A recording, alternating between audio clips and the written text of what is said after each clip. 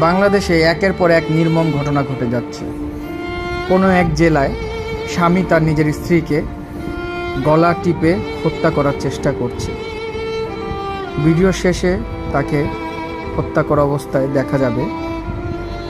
তার উপরে কিভাবে ভর দিয়ে হাত ধরে গলা চেপে যে পর্যন্ত তার নিঃশ্বাস একেবারে বন্ধ না হচ্ছে তাকে প্রাণপণ চেষ্টা করে যাচ্ছে মারার জন্য। এটাই আমাদের বাংলাদেশ। মানুষের জীবনের কোনো মূল্য নেই। এই বোনটি না জানি কত কষ্ট পাচ্ছে। আর এই খুনিটা কি কোনো মানুষের কাতারে পড়ে? আমার মনে হয় মানুষ রূপে একটা জানোয়ার।